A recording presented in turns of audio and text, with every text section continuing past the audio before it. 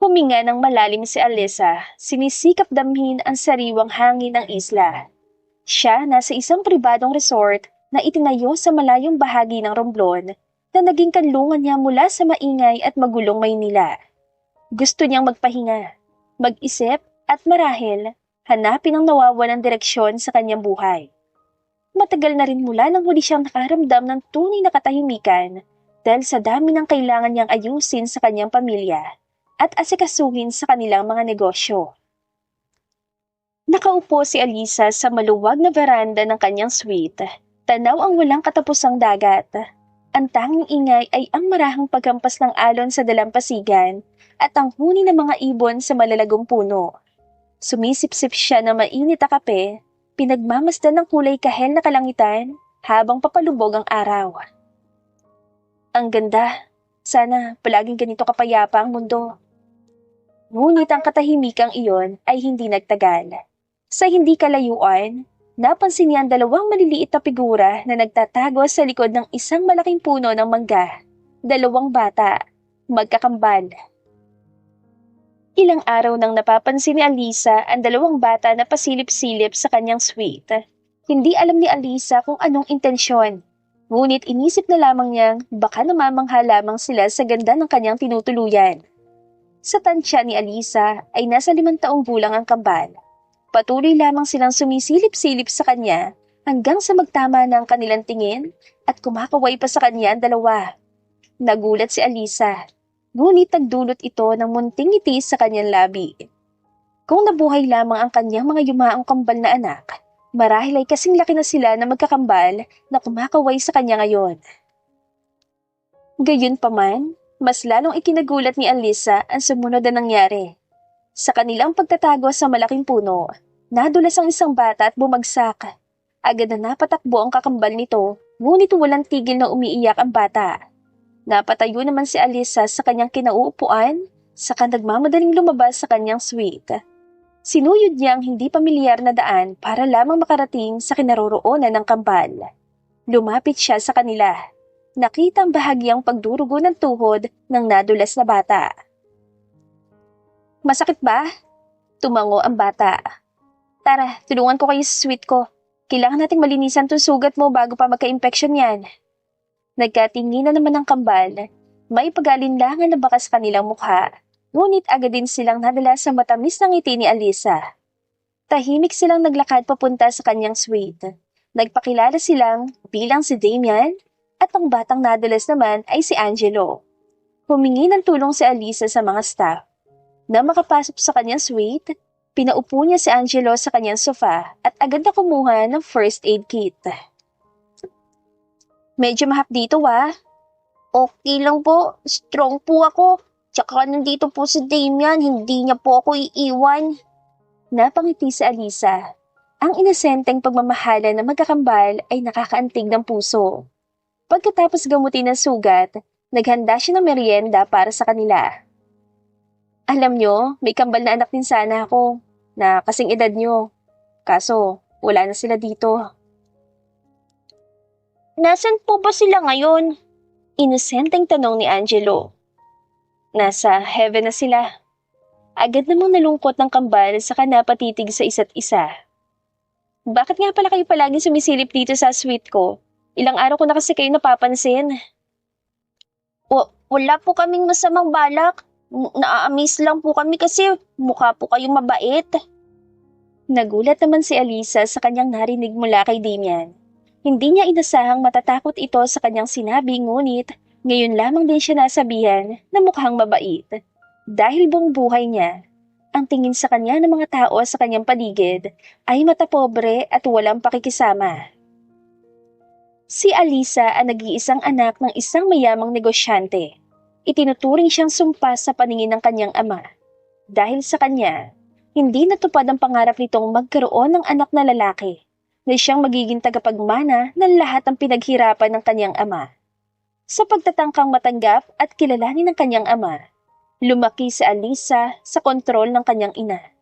Mula pagkabata, kinontrol siya nito upang maging isang perpektong anak, sa pag-asang magiging isang bersyon siya na higit pa sa inaasam ng kanyang ama. Dahil dito, maraming bagay ang ipinagkait kay Alisa nung kanyang pagkabata. Hindi siya nagkaroon ng normal na kabataan.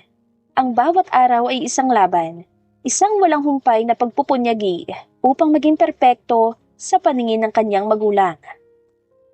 Ang pagbubuntis kay Alisa sa kanyang kambal ang tanging sandali kung kailan nakaramdam siya ng tunay na kalayaan at kapangyarihang magdesisyon para sa kanyang sarili. Kahit bunga ng isang gabing pagkakamali, tinignan niya ang kanyang dinadalang mga anak bilang isang bagong simula. Isang inspirasyon upang lumayo sa kontrol ng kanyang pamilya at bumuo ng sariling mundo. Ngunit maging ang munting pangarap niyang iyon ay agad ding nawasak. Ang pag-asa ay naging matinding sakit nang parehong pumanaw ang kanyang kambal sa kanyang panganganak. Ang huling bahay ng pag-asa ay tila sumama sa kanila sa kabilang buhay at naiwan si Alisa sa mas malalim pang sakit at paghihirap. Umiiyak po ba kayo? Agad na napangiti si Alisa at pinilit na inuurong ang kanyang mga luha. Napuwing lang ako, Angelo. Tila hindi naman nakinig si Angelo dahil marahan niyang pinunasan ang luha ni Alisa. Si Damian naman ay malungkot na nakatitig din sa kanila. Huwag po kayong malungkot, miss. Sabi ng daddy namin, ang mga namatay po nating loved ones ay kasama na po ni Lord. Masaya po sila doon at binabantayan tayo. Isang mapait na ngiti ang sumilay sa labi ni Alisa. Salamat, Damian. Salamat sa inyong dalawa. Napangiti ang kambal at mas lalo itong nagdulot ng gaan sa pakiramdam ni Alisa. Napahinga siya ng malalim, saka agad na ibinaling sa ibang topic ang usapan. Mukhang ang bait ng daddy niyo ah. Anong pangalan niya? Nagkatinginan muli ang magkapatid. Para ba nag-uusap sa isip? Sa huli, si Angelo ang sumagot. Daniel po ang pangalan ng daddy namin. Hindi ba kayo hahanapin ng daddy niyo? Alam niyo ba ang number niya? Baka pwede natin siyang tawagan para malaman niyang nandito kayo. Napanguso ang kambal. Agad silang naging defensive. Maging si Damian at napatayo pa sa kanyang kinauupuan at halatang hindi mapakali. Hindi po. Malaki na po kami. Hindi na po kami hahanapin. Hindi na po kami bata. Talaga ba? Para sa akin, ang babata niyo pa. Dahil doon, napangiti naman si Alisa. Nagkatinginan ng kambal. Mukhang wala silang maisagot sa sinabi ni Alisa. Kaya naman napangiti na lamang ang dalaga at bahagyang natawa. Teka, tumakas lang ba kayo? Hindi ba alam ng daddy niyo na pumunta kayo dito sa resort? Ilang segundong napuno ng katahimikan ng kanilang kwarto. Sa huli, naglakas loob din si Damian na magsabi ng totoo.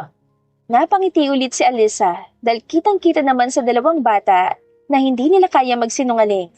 Mas lalo tuloy siyang naintriga kung sino at anong klaseng tao ang kanilang ama para mapalaki ng ganitong kaayos sina Angelo at Damian.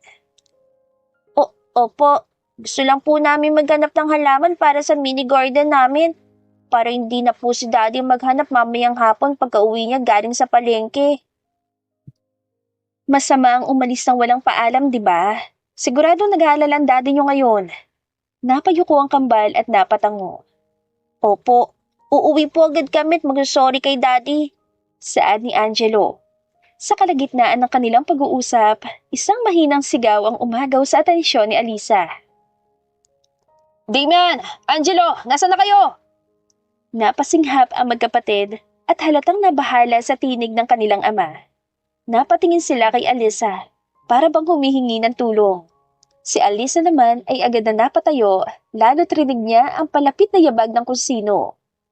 Bago pa man siya makapagsalita, bumukas ang pinto ng suite at pumasok ang isang lalaking basang-basa ng pawis.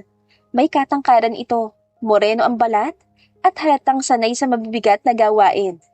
Malalim ang mga mata nitong puno ng pag-aalala habang nakatingin sa kambal. Anong ginagawa niyo rito? Saan-saan na naman kayo nagpupunta?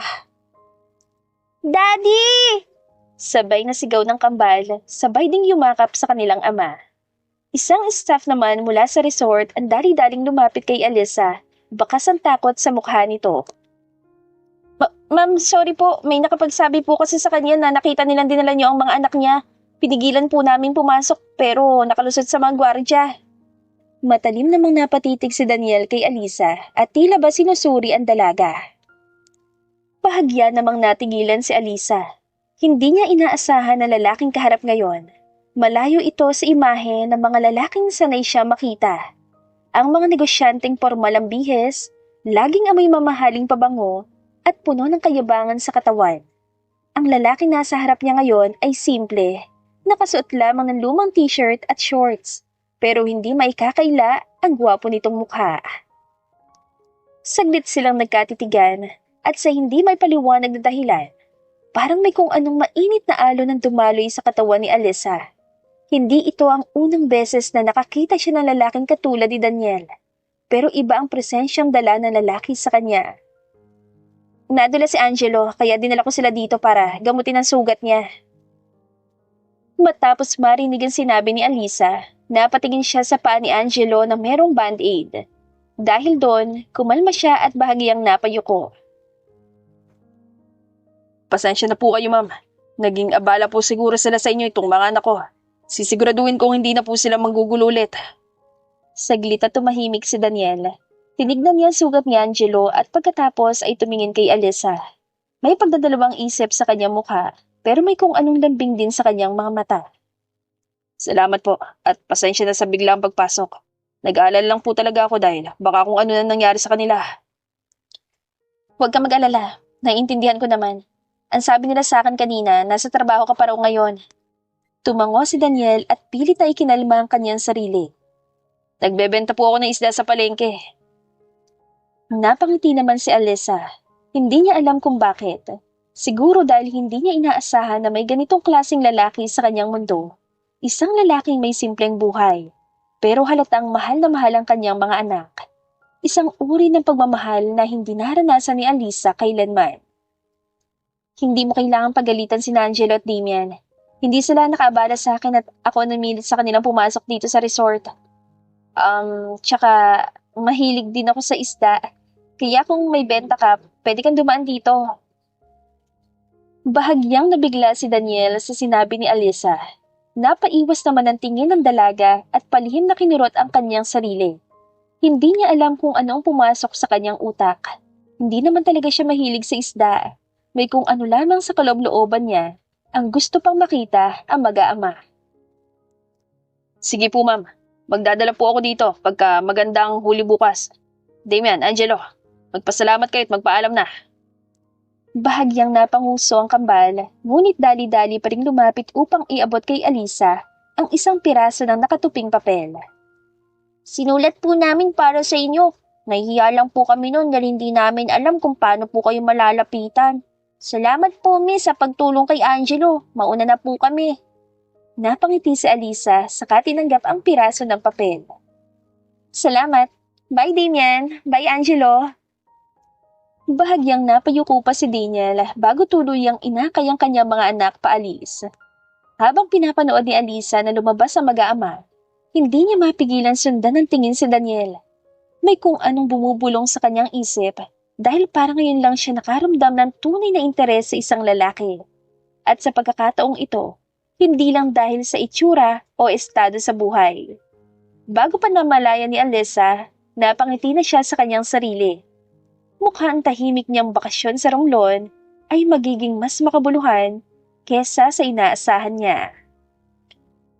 Daniel, nabalitaan ko yung nangyari doon sa resort kahapon. Napailing si Daniel habang tumutulong kay Manong Kanor na kargahin ang mga nahuli nito mula sa panlalaot. At sino naman po ang nagkakalat niyan, Mang Kanor? Sino pa ba? Di yung mga anak mong bukang bibig yung mabait na babae daw. Natawa na lamang si Daniel matapos marinig ang sinabi ni Mang Kanor. Simula nung nakita nila yung babaeng yun hindi na nila malimutan. Maganda ba? Hindi lang maganda, Mang Kanor. Mukhang mabait nga tulad ng sabi ng mga bata. Tinulungan niya mga anak ko kahapon at hindi nagalit kahit na nag-iskandalo ako. Napahiyaw si Mang Kanor at tila nangungutya pa. Aba, ikaw na nagwala. Siya pang hindi nagalit. Baka naman nadala rin sa kagwapuhan mo. Napakamot si Daniel sa batok at hiyang-hiya dahil sa kanyang narinig. Manong naman, hindi magkakagusto sa akin ng mga babaeng katulad niya. Kasi, anong nangyari? Nagpanik ako. Akala ko may nagawang kasalanan ng mga anak ko kaya dinala niya sa loob ng suite niya para parusahan. Ayun, sumugod ako. Tapos, mali naman pala ako nakakala. Naku anak, mukhang hindi lang ang mga anak mong interesado sa dalagang yun ah. Pati ikaw din yata. Pabirong sabi ni Mang Kanor habang nangingisi. Tumigil na ho kayo Mang Kanor. Baka may iba pang makarinig sa inyo. Pagtawanan pa tayo. Natawa na lamang si Mang Kanor at si Daniel naman ay napailing na lamang. Sa katunayan, hindi rin maintindihan ni Daniel ang nararamdaman niya noong nagkita sila ni Alyssa kahapon. Hindi naman siya yung tipong madaling humanga sa mayayaman. Lalo pat madalas ay tingin sa kanila ng mga nakakaangat ay hamak na tindero lamang. Pero may kung anong iba kay Alyssa. Napangiti naman si Daniel na makita ang laman ng batya ni Mang Kanor, mga isdang bihirang mahuli sa ganoong panahon. Malalaki, sariwa, at siguradong magandang ibenta sa tamang tao. Isa lamang ang pumasok sa isip ni Daniel, at iyon ay si Alyssa. Naalala niya ang sinabi nitong mahilig ito sa isda. Aba, bakit biglang ngingiti-ngiti ka dyan? Hirit ni Mang Kanor na may nanunuksong ngisi. Maganda lang ho yung huli nyo ngayon, Mang Kanor. Oo nga, maganda nga ang huli ko. Napangisi ang matanda at nagpatuloy sa pagbibilang ng isda. Pero parang, mas maganda yung iniisip mo ano? Napabuntong hininga si Daniel dahil mukhang hindi nga talaga siya titigilan ng matanda. Mang Kanor, bibiling ko na po itong mga nasa batya. Ayan, yan ang mas masarap pakinggan, Daniel. Sandali, paghahanda ko lang ano ko ng mga bibilin mo. Hindi nilang sumagot si Daniel at napabaling na lamang sa mga isda. Hiniwalay niya ang may mga pinakamagagandang kalidad saka wala na sa sariling napangiti. Matapos bayaran si Mang Kanor at bitbitin ng basket ang sariwang isda, agad siyang tumungo sa resort. Hindi naman ito kalayuan mula sa laot, pero pakiramdam niya'y tila'y napakatagal ng paglalakad niya ngayon. Marahil ay dahil hindi niya sigurado kung paano tatanggapin ni Alyssa ang pagpunta niya. Nang makarating siya sa resort, naglakad siya papunta sa main building at nagtanong sa isang staff kung naroon si Alyssa. Nasa may kabana po siya, kasalukuyang may meeting. Bahagyang nagdadalawang isip si Daniel. Ayaw niyang istorbohin ang trabaho ni Alyssa, pero nandito na rin naman siya. Kaya naman nagpasya na lamang siyang hanapin si Alyssa at bilisan ang pagbigay ng isda. Samantala, si Alyssa naman ay tahimik lamang na nakikinig sa isang online meeting na related sa kanyang trabaho. Gusto niyang hindi umattend, ngunit tiyak na mananagot siya sa kanyang mga magulang, kaya naman wala siya nagawa kahit na nagbabakasyon pa siya. Habang nakatingin sa walang katapusang dagat, muling naalala ni Alyssa si Daniel at ang kambal. Muli ring naalala ni Alyssa ang sulat na gawa ng kambal para sa kanya. Isang simpleng sulat na nagsasabi ng kanilang paghanga at respeto sa kanya mula sa malayo. Napainit naman si Alyssa ng kanyang katawan at sa di kalayuan ay nakita niya si Daniel na parabang nawawalang bata. Panay ang paglinga nito sa paligid at halatang may hinahanap. Nakita ni Alyssa ang basket na dala nito at naaalala niya ang huling sinabi niya kay Daniel kahapon. Aba, nagdala nga talaga siya ng isda. Walang alinlangan na iniwan ni Alyssa ang kanyang laptop saka lumabas sa kabana upang mas madali siya makita ni Daniel. Nang makita siya nitong kumakaway ay agad itong lumapit. Taliwas sa itsura nito kahapon, mukhang mas nag-ayos si Daniel ngayon. Mas malinis ang suot nitong damit at mukhang bagong ligo pa siya. Ito, dinala ko ma'am kasi baka gusto mo. Huwag mo na bayaran. Pasasalamat ko na po ito para sa pagtulong mo sa mga anak ko. At peace offering na rin para sa gulong na idulot ko kahapon. Napansin ni Daniel ang laptop ni Alyssa na iniwan nito. Nakita niyang kasalukuyan nga itong may meeting. Huwag mong pansinin yan. Maririnig ko naman kung hanapin nila ako. At saka Daniel, huwag mo na akong tawaging mama. Sa pangalan ko na lang. Napatango naman si Daniel at tila natuwa sa sinabi ni Alyssa. Muli siyang napatitig sa laptop. Kung ayaw mo umattend sa meeting na yan, bakit pinipilit mo pa rin? Kasi wala akong choice. Bahagyang tumawa si Alyssa saka tinanggap ang basket na dala ni Daniel. Marami pang mga magagandang lugar malapit dito sa resort na to. Kung may oras ka, pwede ka maglipot-libot para naman hindi sayang ang bakasyon mo dito.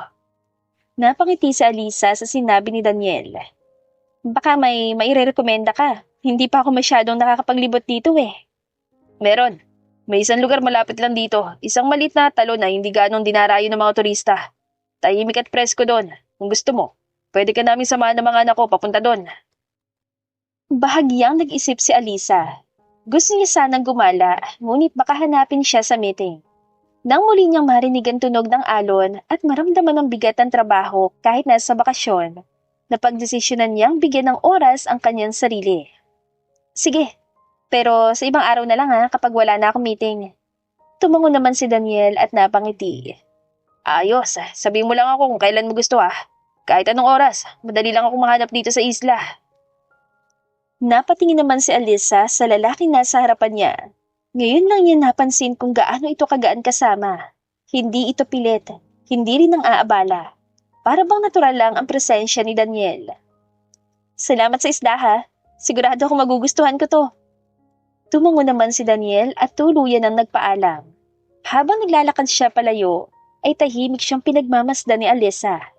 May mga pagkakataong pasimpleng lumilingon pabalik si Daniel at sa tuwing nagtatamang kanilang tingin, ay napapakaway na lamang sila sa isa't isa. Ngunit hindi lamang sa pakikipag-usap kay Daniel at pagtatrabaho natapos ang araw ni Alisa. Pagsapit ang hapon, nakita niya sina Damian at Angelo na naglalaro sa dalampasigan. At na makita rin siya ng kambal, ay agad silang napatakbo papunta sa dalaga. Muli silang sumama sa suite ni Alisa sa kahilingan nitong samahan siya. Bakit po kayo nababoring, Ate Alisa? Ang dami niyo naman pong pwedeng gawin dito. Napalingon si Alisa kay Angelo na binabasa ang kanyang libro na related sa trabaho. Bahagya siyang natawa dahil baliktad pa ang pagkakahawak ng bata sa libro. Angelo, hindi mo naman nababasa ang librong yan eh. Ibalik mo na nga yan, baka masira pa yan. Napanguso si Angelo saka isinara ang libro. Ang hirap naman kasing matutong magbasa, buti ka pa Damian. Mas magaling ka naman sa math kaysa sa akin. Pangatwira ni Damian, saka matamis na ngumiti. Daddy niyo ba nagtuturo sa inyo? Opo, tuwing gabi po bago kami matulog. Nahihirapan po si Angelo na matutong magbasa pero magaling po siya sa math. Agad naman nakaisip na magandang ideya si Alisa matapos marinig yon. Gusto mo bang ako magturo sa iyo magbasa, Angelo? Po? Tuturuan kitang magbasa habang nandito ako sa isla. Alam mo, graduate ako bilang teacher noon. Talaga po ba? Ang galing naman po. Pero salamat na lang po, Ate Alisa. Wala po kasi kaming pambayad. Natawa naman si Alisa at napailing. Hindi naman ako maniningil eh. Tutulungan ko lang kayo dahil mukhang mababait kayong bata. Ikaw din, Damian. Pwede kitang turuan sa math, pero sigurado ako mas magaling ang daddy mo kaysa sa akin. Biglang nagkatinginan ng kambal bago sabay na masayang niyakap si Alisa. Nagulat siya, ngunit hindi niya maiwasang mapangiti sa init ng yakap ng dalawa. Subalit, kasabay ng saya ay may kakaibang pakiramdam na bumalot sa puso ni Alisa. Isang hindi may paliwanag na kilig at kirot sa kanyang puso. Para bang may matagal nang nawalang bahagi sa buhay niya na biglang bumalik. Ang mga yakap nila ay pamilyar at parang dati na niyang naramdaman. Hindi sigurado si Alisa kung ang pagiging malapit niya sa kambal ay magdudulot lamang ng paulit-ulit na sakit sa kanyang puso sa tuwing maaalala niya ang kanyang mga anak. Ngunit, gusto niya ang kanyang ginagawa. Hindi niya may paliwanag. Ngunit magaan ang pakiramdam niya sa tuwing kasama sina Angelo at Damian. Hindi lamang ang kambal, maging ang kanilang ama na hindi inaasahan ni Alisa na magdudulot ang bilis ng pagtibok ng kanyang puso sa tuwing magkikita sila. Kinabukasan, maagang gumising si Alisa. Excited siya magsimula ng tutorial session kay Angelo at Damian. Mabilis siya nag-ayos at nagbihis. Ngunit bago pa man siya makalabas ng suite, nakatanggap siya ng text message mula kay Daniel. Napangiti naman si Alisa. Kahapon lamang nang hingin niya ang number ni Daniel at gamit ang pagtuturo niya bilang dahilan. Magandang umaga, Alisa. Pasensya na at medyo malilita mga bata. Ayaw kasi nilang pumunta dahil kinakabahan daw sila. Napaisip naman si Alisa matapos mabasa ang text. Napangiti siya nang may maisip na ideya. Napangiti naman si Alisa sa text. Good morning din.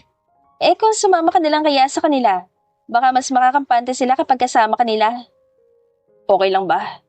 Oo naman, maghihintay ako sa inyo.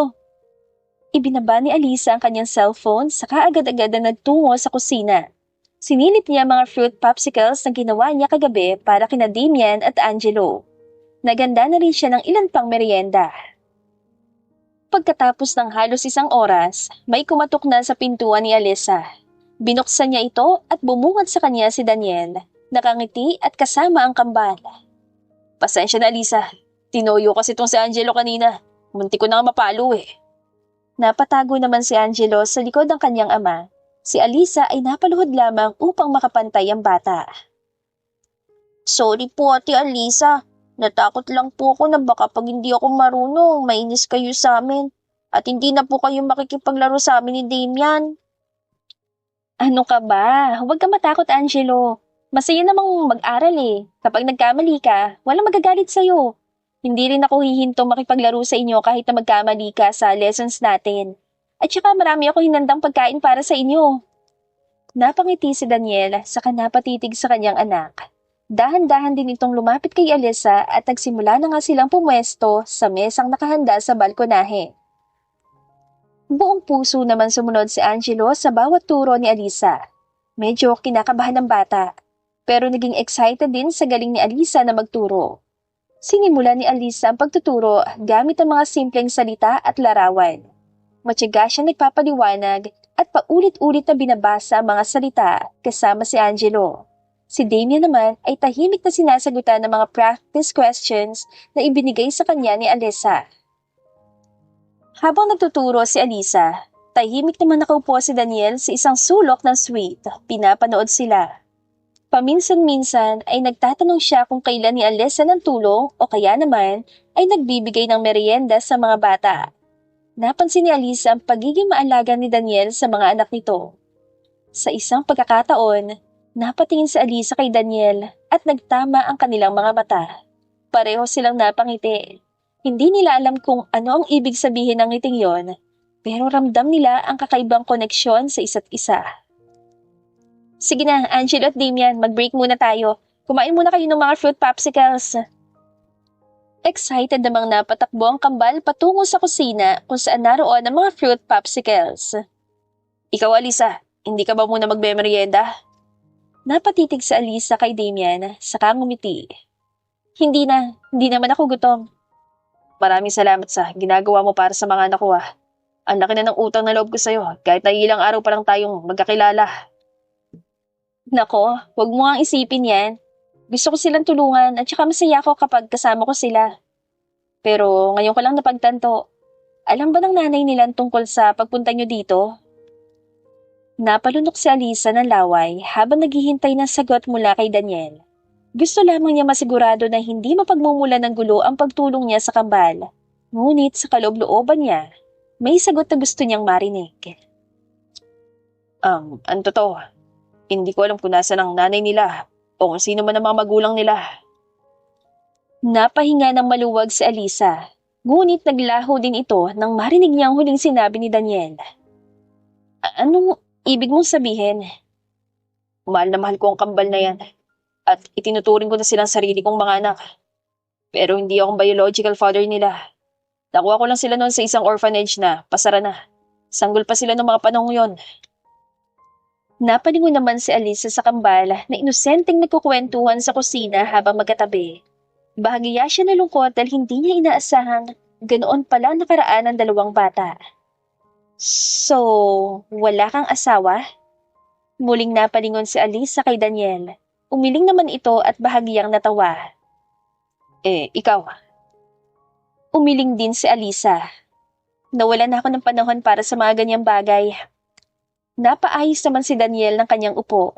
Mukhang may naisabihin ng binata, ngunit pinapangunahan ito ng pagdadalawang isip. Kung ganon, Alisa. Hindi na naituloy ni Daniel ang sasabihin dahil bumalik na ang kambal. Napuno ng kanilang ingay ang silid at parehong napalingon sina Alisa at Daniel. Thank you po, Ate Alisa. Ang sarap po nito. Tumawa si Alisa at ginulo ang buhok ng mga bata. Siyempre naman, healthy pa yan. Kumain pa kayo hanggat gusto niyo, ha? Matapos ang kanilang merienda, nagpatuloy ang pagtuturo ni Alisa. Mas naging ganado si Angelo at kitang-kita ang progreso niya sa pagbabasa. Samantala, si Damian naman ay unti-unti na ring nagagamay ang mga numerong sinusolve niya. Sa pag-uwi na mag-aama, sumama si Alisa dahil gusto raw nitong maglakad-lakad. Dahil doon ay nagkaroon ng ideya mag-ama na ilibot na lamang si Alisa sa bayan. Wow! Ang gaganda ng mga bulaklak! Napatigil naman si Alisa sa paglalakad at napako ang tingin sa malaking lupain ng mga tanim na sunflower. Hindi ka pa nakakalapit, actually. Dadaan tayo dyan at mas mamamangha ka sa malapitan. Napangiti maging sina Damian at Angelo. Napahawak sila sa magkabilang kamay ni Alisa, saka iginiya ito papunta sa mga bulaklak. Ganito kaganda ang dinadaanan niyo sa tuwing uuwi kayo? Bahagyang natawa si Daniel habang nakasunod sa dalaga at sa kanyang mga anak. Bago para sa kanyang paningin ang makita si Alisa na parang isang bata. Madalas niya itong nakikitang seryoso, may lungkot sa mga mata o kaya'y abala sa pagtatrabaho. Ngunit ngayon, habang naglalakad ito sa sunflower farm kasama ang kambal, kitang-kita ang saya sa kanyang mukha. Ito ang unang pagkakataon na nasaksihan ni Daniel si Alisa na nag-e-enjoy at nagpapalaya sa bigat ng kanyang puso. Para siyang isang bulaklak na unti-unting bumubukadkad at nagpapakita ng kanyang ganda. Sa sandaling iyon, mas lalong napagtanto ni Daniel kung ano ang tunay niyang nararamdaman. Nang makarating sila sa kanilang bahay, masayang nagpaalam ang kambal kay Alisa. Nagpapasalamat sila sa masayang araw na ibinigay nito sa kanila. Nangako rin sila mag-aaral ng mabuti. Naglakad pabalik sina Daniel at Alisa patungo sa resort. Tahimik silang naglalakad, ngunit hindi awkward ang katahimikan. Para bang sapat na ang presensya ng isa't isa. Nang muli silang mapadaan sa sunflower farm, parehong napatigil sina Alisa at Daniel. Tila umaayon ng oras sa pagkakataong iyon dahil sumakto din ang magandang view ng sunset. Pakiramdam ni Alisa, nasa isang napakagandang paraiso siya. Nakatitig naman si Daniel sa kanya. Hindi niya kayang alisin ang kanyang mga mata sa dalaga. Isinaulo niya ang bawat detalye, ang gintong sinag ng araw na bumabalot sa buhok ni Alisa, ang bahagyang pagtaas ng kanyang pisngi habang umingiti, ang kislap sa kanyang mga mata na nagpapakita ng saya. Bawat kulay, bawat liwanag, bawat ekspresyon, sinisigurado ni Daniel na ang lahat ng detalyeng iyon ay mauukit niya sa kanyang alaala. Nais niyang itatak sa kanyang puso ang perpektong larawan ni Alisa, sa gitna ng mga sunflowers, sa sinag ng papulubog na araw. Tumikhim si Daniel, pinutol ang katahimikan. Alisa. Humarap si Alisa sa kanya. Nagtatanong ang mga mata. Alisa, hindi ko alam kung tama ba tong sasabihin ko. Pero, kailangan ko sabihin. Nung una kitang nakita, naisip ko na mukhang mabait kang tao. Pero habang mas nakakasama kita, mas nakikita ko kung gaano ka kabuti. Naramdaman ko na gusto ko pang mas makilala ka. Daniel. Alisa, hindi ko alam kung nararamdaman mo rin to pero gusto kita. Hindi ko to binalak. Hindi ko to inasahan. Pero nangyari na lang. Gusto kita, Alisa. Kinakabahan si Daniel sa magiging sagot ni Alisa. Tinitigan niya ito sa mga mata, naghihintay ng kahit anong senyales. Alam ko na, ilang araw pa lang tayo magkakilala. Pero sa maikling panahon na to, pakiramdam ko, matagal na kitang kilala. Magaan ang loob ko sa'yo at masaya ako kapag kasama kita. Tumigil si Daniel, huminga ng malalim at ibinuhos na ang lahat ng lakas ng kanyang loob sa sumunod niyang sinabi. Alisa, pwede ba kita ligawan? Gusto kong malaman kung may pag-asa ba ako sa'yo. Tinitigan ni Alisa ang mga mata ni Daniel. Nakita niya roon ang sinseridad, ang pag-aalala at ang pagmamahal. Hindi niya maitatanggi na naramdaman niya rin ang parehong damdamin para kay Daniel. Dahil sa mga pagkakataong iyon, napakabilis ng pagtibok ng puso ni Alisa. Unti-unti, Para ba nagkakaroon ng kulay ang boring niyang mundo? Matamis na ngumiti si Alisa. Oo, Daniel. Pumapayag ako. Nagliwanag ang mukha ni Daniel sa sagot ni Alisa. Talaga? Napahinga ng malalim si Daniel. Tila kinakalma ang kanyang sarili at hindi pa rin makapaniwala. Oh, bakit parang nanigas ka na dyan sa kintatayuan mo? May bahid ang pangasar sa boses ni Alisa, ngunit nag-uumapaw din ang sayang kanyang nararamdaman. Sobrang bilis lang kasi ng pagtibok ng puso ko ngayon. Parang gusto kitang yakapin. Natawa naman si Alisa sa binuksan ng kanyang mga braso, tanda ng pagbibigay nito ng permiso. Napalunok naman si Daniel. Hindi niya inasahan ang alok ni Alisa. Kinakabahan siyang lumapit, habang nilalabanan ng isip na baka mali siya ng intindi. Gayunpaman, parang may kung anong magnet ang humihila sa kanya papunta kay Alisa. Nang makalapit si Daniel, tumingkayad si Alisa at biglang hinalikan si Daniel sa labi. Isa lamang itong magaan at mabilis na halik sa labi, ngunit sapat na para mapatigil ang mundo ni Daniel. Nang maghiwalay ang kanilang mga labi, gulat pa rin si Daniel at bahagyang napayuko upang magtama ang tingin nila ni Alisa. Nakatulala lang siya sa dalaga at hindi makapaniwala sa nangyari. Bakit gulat na gulat ka? Hindi mo ba gusto? Umiling naman si Daniel, gulat pa rin. Gustong gusto ko. Hindi ko lang inaasahan. Natawa naman si Alisa at hinawakan ng kamay ni Daniel. Tara na, sige ka, baka magbago pang isip ko. Naglakad silang magkahawak kamay pabalik sa resort. Tahimik pero puno ng kasiyahan at pag-asa. Alam ni Alisa na hindi magiging madaling itaguyod ang pagmamahal na nararamdaman niya para kay Daniel. Alam niyang maraming pagsubok pa ang kanilang haharapin. Ngunit sa mga pagkakataong iyon, ang gusto na lamang ni Alisa ay ang sulitin na masasayang araw nilang magkasama. May hangganan man ito o wala. Dahil sa mga pangyayari, mas napatagal ang pananatili ni Alisa sa isla. Hindi naman nagsisisi si Alisa sa kanyang desisyon. Dahil sa bawat araw na nakakasama niya sina Daniel at ang kambal, unti-unti ring nakita ni Alisa ang ganda ng kanyang mundo. Alisa, nakauwi na ba si Daniel? Kanina ko pang inaantay dahil inireserba ko sa kanya itong mga magagandang huli. Pero hindi pa bumabalik hanggang ngayon. Napatingin din si Alisa sa palubog ng araw. Wala rin siyang kahit na anong text na natanggap mula sa binata. Kasalukuyan siya nakatira ngayon sa bahay nila Daniel. Habang nagtatrabaho si Daniel sa palengke, si Alisa naman na nagbabantay sa kambal habang inaasikaso din ang kanyang mga gampanin sa kanilang negosyo. Mag-iisang buwan ang nasa isla si Alisa.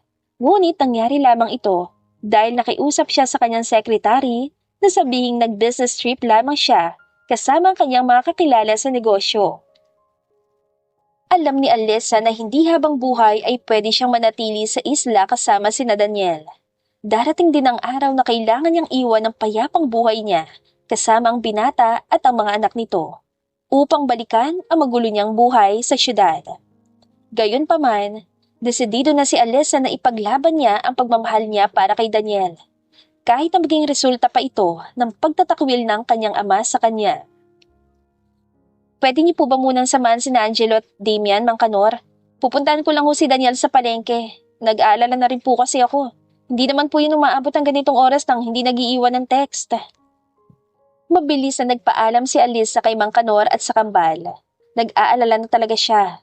Hindi ugali ni Daniel ang hindi magparamdam, lalo na't alam nitong may naghihintay sa kanya.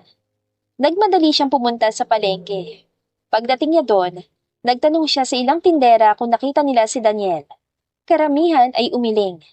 Pero may isa nagsabi na nakita niya si Daniel na nakikipag-usap sa isang grupo ng mga lalaki kanina. Tinuro nito ang likod na bahagi ng palengke kung saan madalas nagpapahinga ang mga kargador. Kinakabahang, tinungo ni Alisa ang tinurong lugar. Sa pagliko niya sa isang eskanita, natigilan siya sa kanyang nakita. Isang grupo ng mga lalaki ang walang awang pinagsususuntok si Daniel. Nakahandusay ito sa lupa at pilit na tinatakpan ng kanyang mukha. Nanlaki ang mga mata ni Alisa sa takot at galit. Hoy! Tigilan niyo yan! Napatakbo si Alisa papunta kay Daniel. Napatigil ang mga lalaki at lumingon sa kanya. At sa kanilang gitna, nakita ni Alisa ang isang pamilyar na mukha. Ang kanang kamay ng kanyang ama na si Mr. Silva. Alisa, anong ginagawa mo dito? Dapat ako ang nagtatanong yan sa'yo. Bakit yung ginagawa to kay Daniel?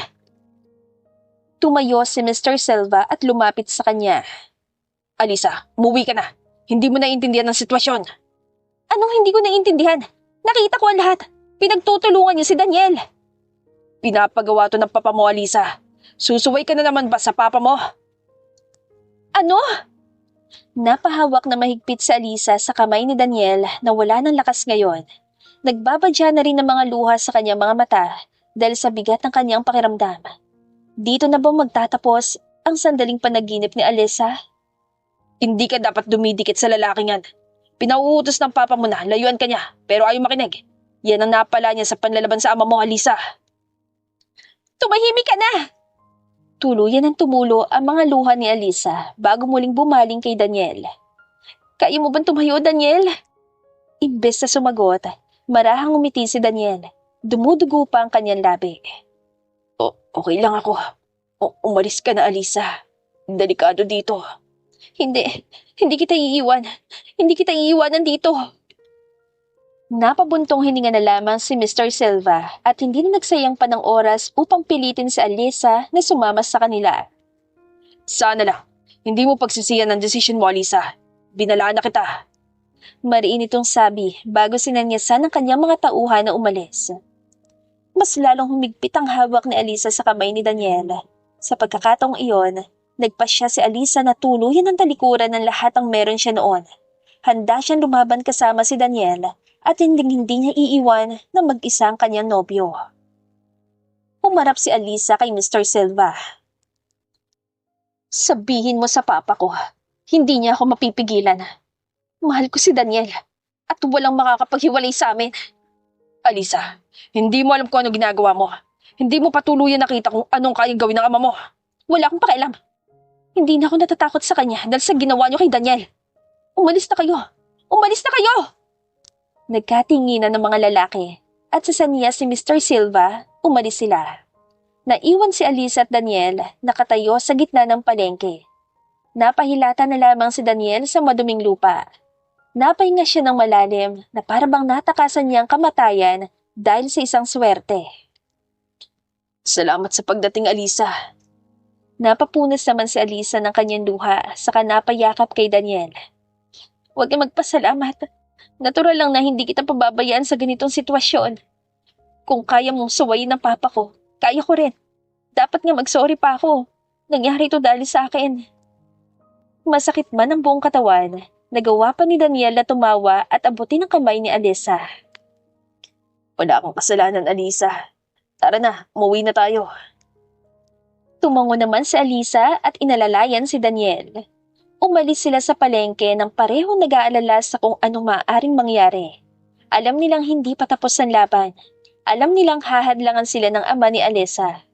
Pero alam din nila na basta't magkasama sila, kaya nilang harapin ang kahit na ano. Ano? Babalik ka doon? Hindi ako papayag. Nakita ni Alisa ang pag-igting ng panga ni Daniel. Tanda na hindi iyon nasiyahan sa kanyang narinig. Kasalukuyan niyang ginagamot ang mga pasa ni Daniel sa mukha gamit ang isang cold compress. Hindi naman ako tuluyang babalik doon. Harapin ko lang si Papa. Gusto ko nang putulin ang lahat ng ugnayan ko sa kanila. Alisa, nakita mo naman kung anong ginawa nila sa akin, di ba? Hindi niya naman siguro kayang gawin yun sa akin na anak niya. Napabuntong hininga si Daniel saka malalim na napaisip. Sa desisyong ito ni Alisa, tuluyan nitong tatalikuran ang marangyang buhay na meron siya. Napabuntong hininga si Daniel at hinawakan ng kamay ni Alisa. Alisa, naiintindihan ko ang galit mo.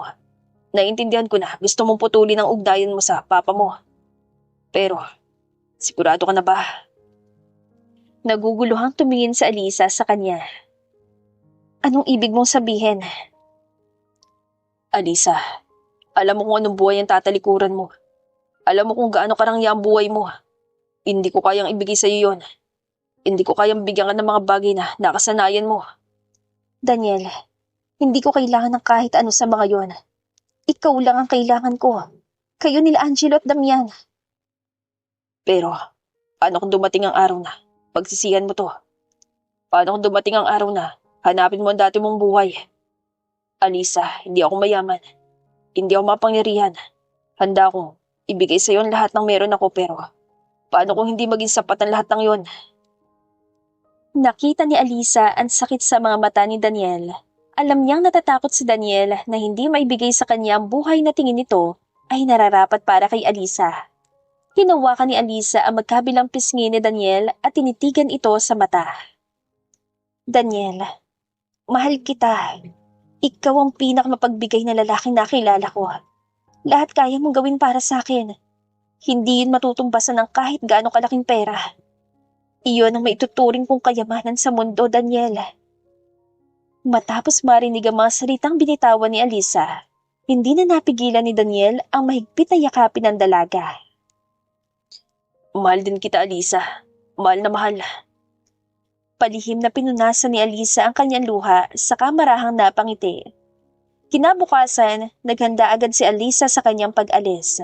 Matapos mag-impake ang kanyang mga gamit, nagpaalam siya kina Angelo at Damian na tahimik na naglalaro sa kanilang kwarto. Nang makita nila si Alisa, umiwas sila ng tingin na para ba nagtatampo. Hoy, galit pa rin ba kayo? Babalik naman ako eh. Paano po pag hindi? Nakayukong tanong ni Damian. Si Angelo naman ay nagsimula ng umiyak. Dahil doon, hindi na rin napigilan ni Alisa ang kanyang sarili at mahigpit niyang niyakap ang kambal. Matapos kumalma ng dalawa, napansin ni Alisa ang mga bracelet na nakatabi sa gilid ng kambal. Pag-aangat niya ng tingin, napansin ni Alisa ang mga bracelet na nakatabi sa gilid ito. Simpleng mga bracelet lamang, yari sa mga kulay-kulay na beads. Ngunit ang mas mapalapit ang tingin niya, natigilan siya. Pamilyar ang mga bracelet. Sobra. Kinakabahang inabot ni Alisa ang isa sa mga bracelet. Saan? Saan ito nakuha? Sabi po ni Daddy sa amin noon, suot namin to no kinuha niya kami sa ampunan. Pinatago po niya kasi po baka daw ito raw po yung magindan para mahanap namin ng mga magulang namin. Parang binuhusan ng malamig na tubig sa Alisa. Tumigil ang tibok ng kanyang puso. Hindi pwede. Hindi pwede to.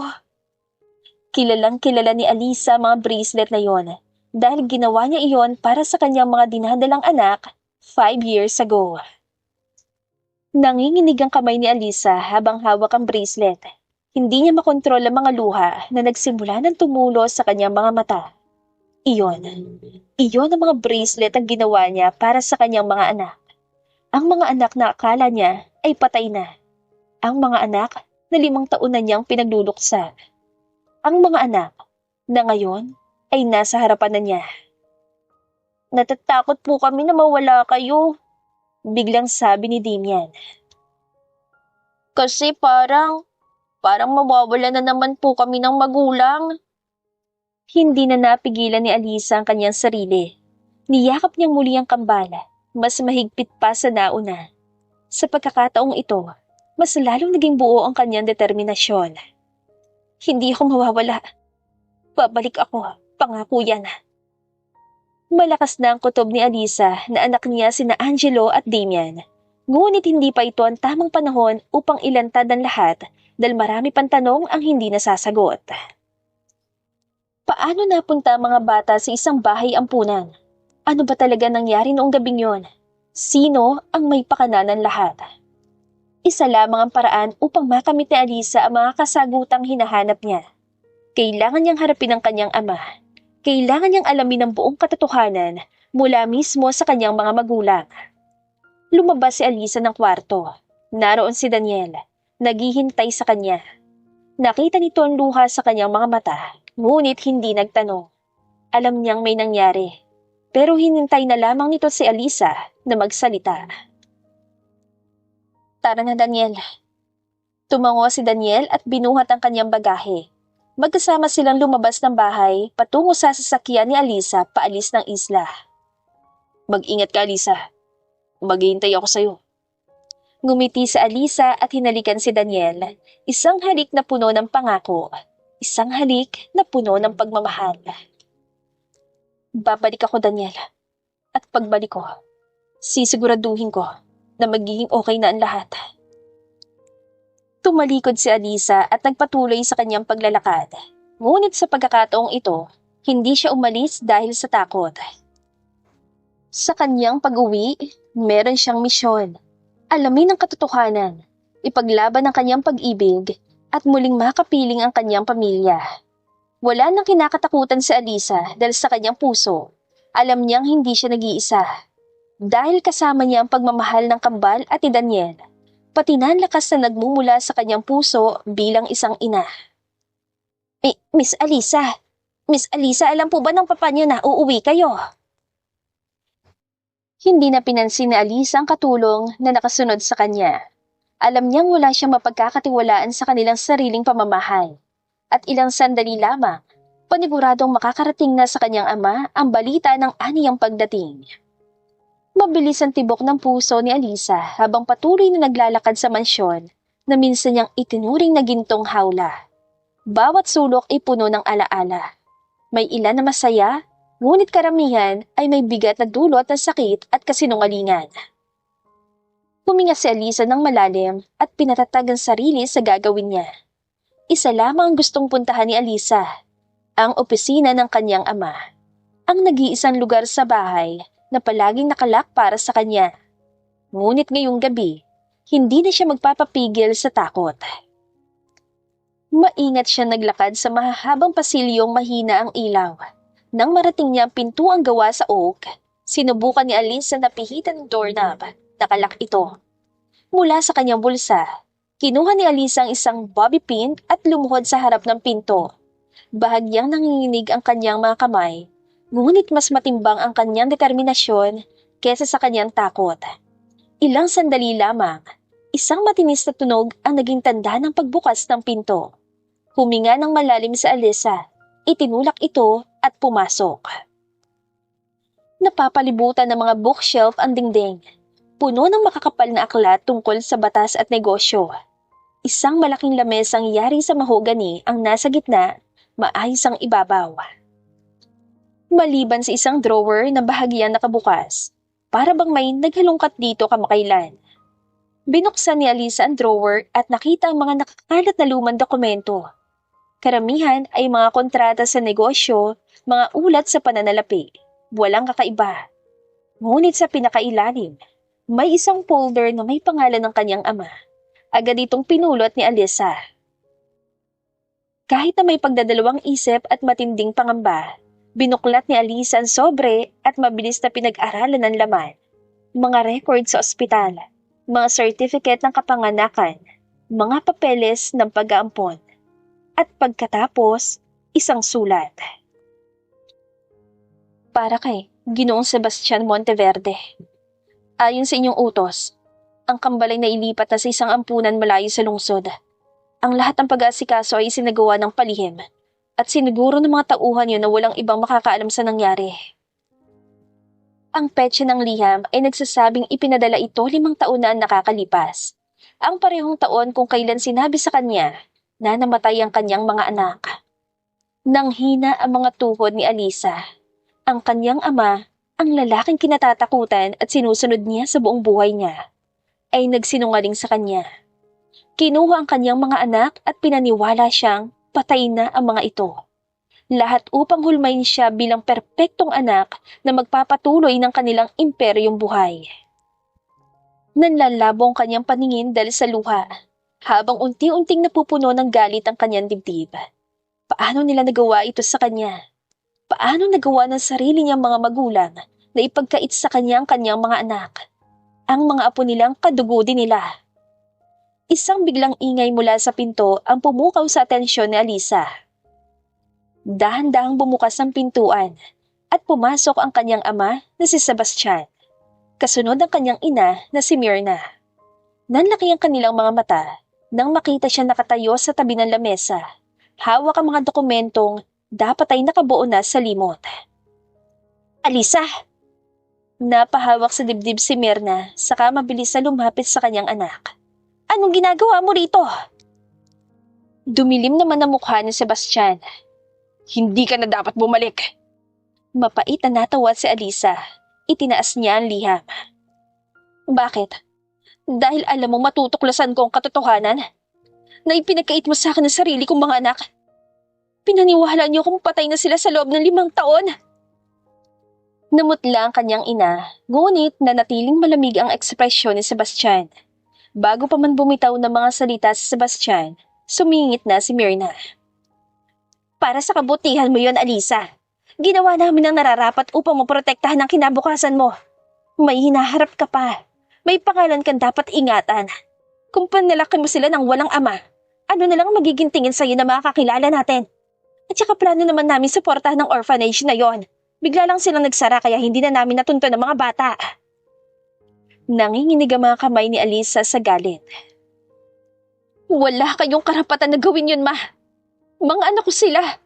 Kinuha niyo sila at pinaniwala kung wala na sila. Alam niyo ba kung anong ginawa nun sa akin? Sa kanila? Anak, pakinggan mo muna. Hindi! Huwag kang magkunwaring may malasakit ka sa akin, ma. Lahat ng ginagawa mo, para lang sa sarili mo. Para mabango ang pangalan mo. Kung talaga nagmamalasakit kayo, hindi niyo sana ako hinayaan ng 5 taong magluksa dahil lang sa kasinungalingan. Napabuntong hininga si Sebastian. Halatang nauubos na ang pasensya. Hindi mo naiintindihan, Alisa. Bata ka pa nun.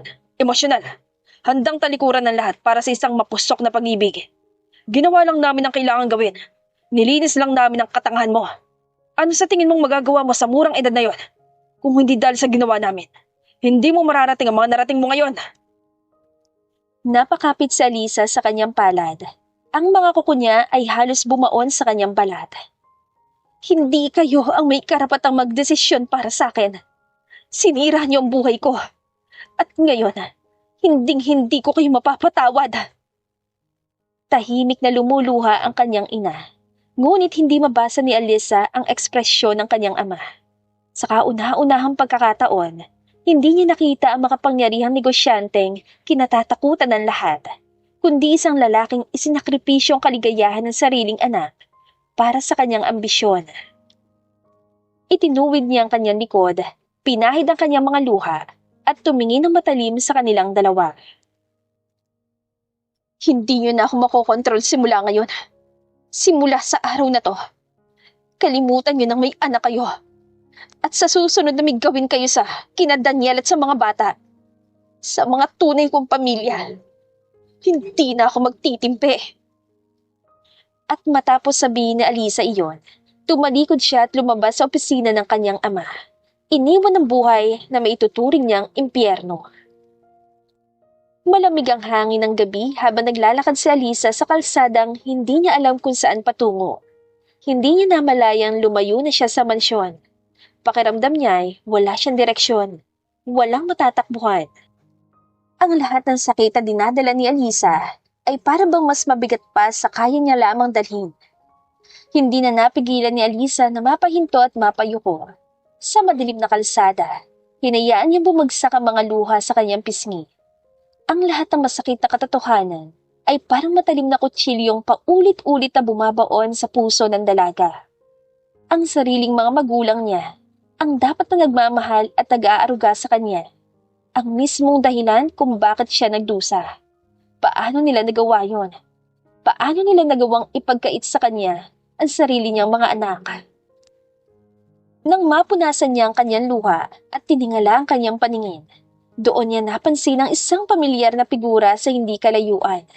Sa ilalim ng mahinang ilaw ng poste, isang lalaki ang nakatayo, tahimik nakamasid sa kanya. Si Daniel. Nanatiling nakatayo ang binata, hindi nagsasalita, hindi rin gumagalaw. Ngunit sapat na ang kanyang presensya upang mabawasan ang bigat sa dibdib ni Alisa. Hindi niya namalayang mabilis na siyang lumalapit dito. Tila may sariling isip ang kanyang mga paa. At nang tuluyan siya makalapit, hindi na niya napigilan ang kanyang sarili. Niyakap niya si Daniel na mahigpit na para bang isang batang nawawala. Walang salita mula kay Daniel. Ngunit niyakap din niya pabalik sa Alisa. Ramdam ni Alisa ang tibok ng puso nito. Ang init ng katawan nito laban sa kanya. At sa unang pagkakataon, matapos ang gabing puno ng sakit, pakiramdam niya ay ligtas na siya. Bakit ka nandito? Ngumiti si Daniel at hinaplos ang buhok ni Alisa bago sumagot. Dahil alam ko, kailangan mo ko. Napapikit sa Alisa at huminga ng malalim. Nagkamali siya. Hindi pa nga pala siya nag-iisa sa magulong mundong kanyang ginagalawan. Dahil may isang taong mananatili sa tabi niya kahit anong mangyari. At iyon ay si Daniel. Hindi na kailangan ni Alisa na magsalita upang maintindihan siya. Hindi niya na rin kailangan lumaban na mag-isa. Pinunasan ni Daniel ang mga luha sa pisngi ni Alisa bago umiti ng bahagya. Kilala kita, Alisa. Alam kong kaya mo nang harapin ang mga magulang mo. Pero alam ko rin na pagkatapos nun, kakailanganin mo nang masasandalan. Salamat, Daniel. Hindi ko alam kung anong gagawin ko kung wala ka. Hindi mo na kailangan alamin yon. Dahil hindi mo na kailangan mag-isa, Alisa. Hindi mo kailangan tiisin ang lahat ng sakit at tunang. Ikaw lang. Muling bumagsak ang mga luha ni Alisa. Ngunit sa pagkakataong ito, hindi na dahil sa sakit kundi sa pasasalamat. Dahil sa kabila ng lahat na nangyari, sa kabila ng lahat ng kasinungalingan at pagkakait, may isang bagay pa rin sigurado si Alisa, na si Daniel ang tahanan niya. Umuwi na tayo. Siguradong nag-aalala na sina Angelo at Damian sa atin. Teka, saan mo nga pala iniwan ng mga bata? Bahagyang natawa si Daniel. Kay Mang Kanor, huwag kang mag-alala. Madalas ko na talaga silang iwan doon kapag busy sa trabaho. Ang totoo, mag-isa lang din si Mang Kanor sa bahay niya kaya minsan talagang binibisita din siya ng mga bata. Nanatiling tahimik si Alisa, ngunit sa kaloob-looban niya, alam niyang kahit nawalay siya sa kanyang mga anak, hindi pa rin sila tuluyang pinabayaan ng Diyos dahil pinag-cross nito ang landas ni na Angelo at Damian sa isang katulad ni Daniel na walang aninlangan silang inampon at pinalaki bilang mabubuting mga bata. Umuwi na tayo, Daniel. Nagugutom na ako. Muling natawa si Daniel. Sa pagkakataong ito, maging si Alisa ay nagawa na ring ngumiti. Alika, dadaan muna tayo sa malapit na lumihan. Hinawakan ni Daniel ang kamay ni Alisa at napangiti naman ang dalaga. Sa pagkakataong ito, wala na siyang alinlangan. Hindi dahil sa kawalan ng pagpipilian, kundi dahil sa wakas, natagpuan niya na ang tahanan na hindi kailanman nawala. Ang pagmamahal ni na Angelo at Damian at ang pagmamahal ni Daniel na hindi kailanman nang iwan sa kanya. Pagkatapos ng gabing yon, nang makauwi ang dalawa sa isla, ay agad na niyakap ni Alisa na mahigpit ang kambal. Sa pagkakataong ito, naglakas loob na si Alisa na sabihin ang totoo kay Daniel at sa kanyang mga anak. At tulad ng inaasahan, lahat sila ay nagulat. Totoo po ba talaga na kayo ang nanay namin? Halos hindi makapagsalita si Alisa sa bigat ng kanyang emosyon. Ramdam niya ang kaba sa kanyang dibdib habang nakatitig sa inosenteng mukha ni Damian. Napatingin siya kay Angelo, na tila hinihintay din ang kanyang sagot. Si Daniel naman ay walang reaksyon, ngunit mukhang malalim ding nag-iisip. Lumuhod si Alisa sa harapan ng kambal, hinawakan niya ang kanilang mga kamay at marahang tumango habang lumuluha. Oo, Damian. Ako ang tunay niyong ina. Nagkatingin na ng kambal. Hindi sigurado kung paano tatanggapin ang revelasyong ito, ngunit inasahan naman iyon ni Alisa. Si Damian ang unang sumagot.